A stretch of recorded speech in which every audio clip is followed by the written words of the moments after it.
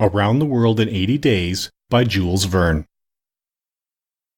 Chapter 27, in which Passepartout undergoes, at a speed of 20 miles an hour, a course in Mormon history. During the night of the 5th of December, the train ran southeasterly for about 50 miles, then rose in equal distance in a northeasterly direction, towards the Great Salt Lake.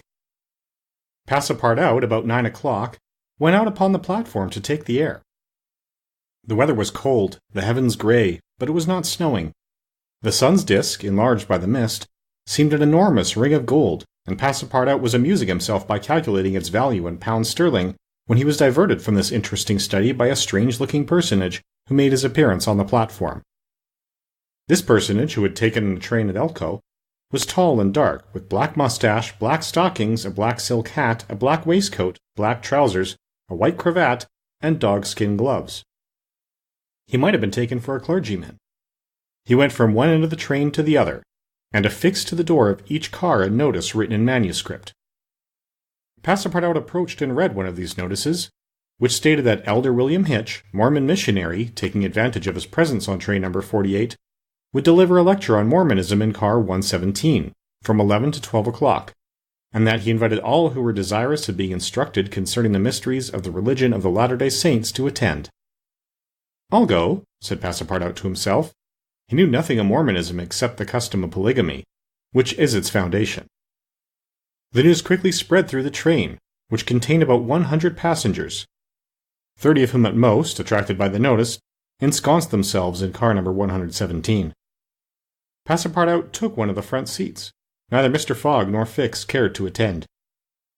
At the appointed hour, Elder William Hitch rose, and, in an irritated voice, as if he had already been contradicted, said, "I tell you that Joe Smith is a martyr, and that his brother Hiram is a martyr, and that the persecutions of the United States government against the prophets will also make a martyr of Brigham Young. Who dares to say the contrary?" No one ventured to gainsay the missionary, whose excited tone contrasted curiously with his naturally calm visage. No doubt his anger arose from the hardships to which the Mormons were actually subjected. The government had just succeeded, with some difficulty, in reducing these independent fanatics to its rule. It had made itself master of Utah, and subjecting that territory to the laws of the Union after imprisoning Brigham Young on a charge of rebellion and polygamy. The disciples of the prophet had since redoubled their efforts, and resisted, by words at least, the authority of Congress. Elder Hitch, as is seen, was trying to make proselytes on the very railway trains. Then, emphasizing his words with his loud voice and frequent gestures, he related the history of the Mormons from biblical times, how that, in Israel, a Mormon prophet of the tribe of Joseph published the annals of the new religion, and bequeathed them to his son Mormon, how, many centuries later, a translation of this precious book, which was written in Egyptian, was made by Joseph Smith, Jr., a Vermont farmer, who revealed himself as a mystic prophet in 1825. And how, in short, the celestial messenger appeared to him in an illuminated forest, and gave him the annals of the Lord. Several of the audience, not being much interested in the missionary's narrative, here left the car. But Elder Hitch, continuing his lecture, related how Smith, Jr., with his father, 2 brothers, and a few disciples, founded the Church of the Latter-day Saints, which, adopted not only in America, but in England, Norway, and Sweden, and Germany, counted many artisans as well as men engaged in liberal professions among its members. How a colony was established in Ohio, a temple erected there at a cost of $200,000, and a town built at Kirkland. How Smith became an enterprising banker, and received from a simple mummy showman a papyrus scroll written by Abraham and several famous Egyptians. The elder's story became somewhat wearisome, and his audience grew gradually less until it was reduced to 20 passengers. But this did not disconcert the enthusiast, who proceeded with the story of Joseph Smith's bankruptcy in 1837, and how his ruined creditors gave him a coat of tar and feathers, his reappearance some years afterwards more honorable and honored than ever at Independence, Missouri, the chief of a flourishing colony of 3,000 disciples, and his pursuit thence by outraged Gentiles, and retirement into the far west. 10 hearers only were now left, among them honest Passepartout, who was listening with all his ears. Thus he learned that, after long persecutions, Smith reappeared in Illinois, and in 1839 founded a community at Nauvoo, on the Mississippi, numbering 25,000 souls, of which he became mayor, chief justice, and general-in-chief, that he announced himself in 1843 as a candidate for the presidency of the United States, and that finally, being drawn into ambuscade at Carthage, he was thrown into prison and assassinated by a band of men disguised in masks.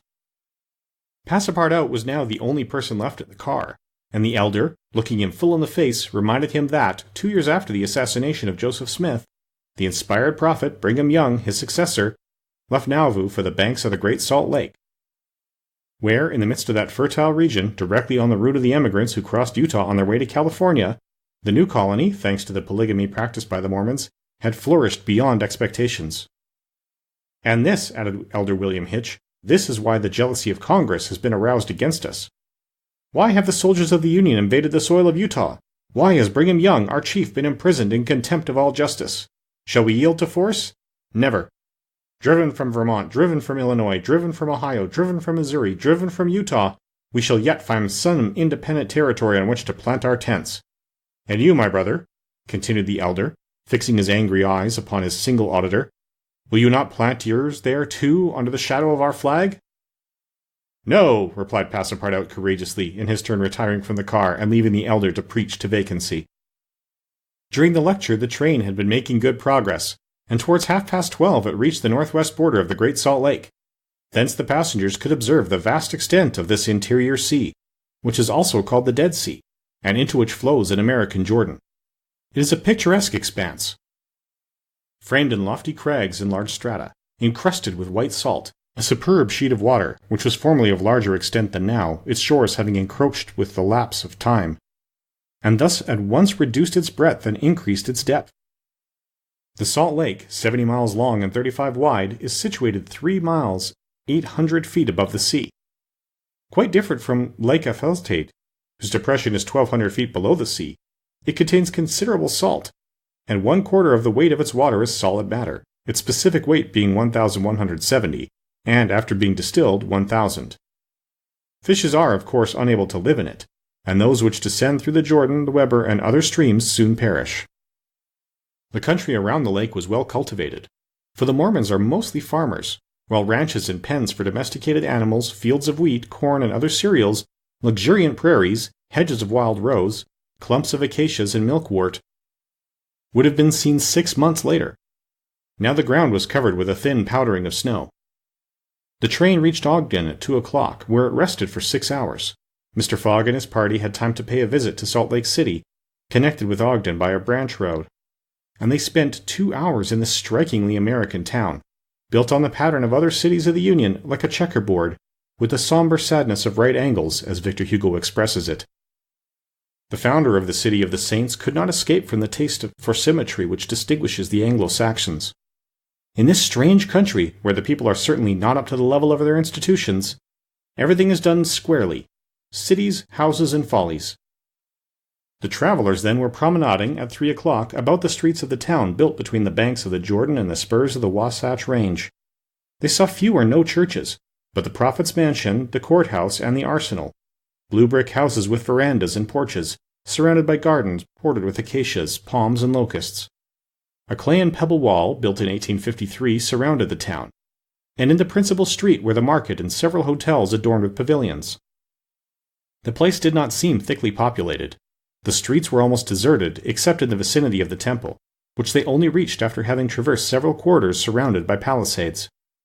There were many women, which was easily accounted for by the peculiar institution of the Mormons, but it must not be supposed that all the Mormons are polygamists.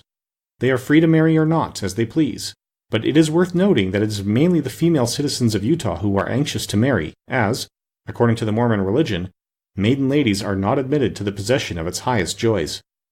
These poor creatures seemed to be neither well off nor happy. Some, the more well-to-do no doubt, wore short, open black silk dresses under a hood or modest shawl. Others were habited in Indian fashion. Passepartout could not behold without a certain fright these women, charged in groups with conferring happiness on a single Mormon. His common sense pitied above all the husband. It seemed to him a terrible thing to have to guide so many wives at once across the vicissitudes of life, and to conduct them, as it were, in a body to the Mormon paradise with the prospect of seeing them in the company of the glorious Smith, who doubtless was the chief ornament of that delightful place to all eternity. He felt decidedly repelled from such a vocation, and he imagined, perhaps he was mistaken, that the fair ones of Salt Lake City cast rather alarming glances on his person. Happily, his stay there was but brief. At 4, the party found themselves again at the station, took their places in the train, and the whistle sounded for starting. Just at the moment, however, that the locomotive wheels began to move, cries of "Stop! Stop!" were heard. Trains, like time and tide, stopped for no one.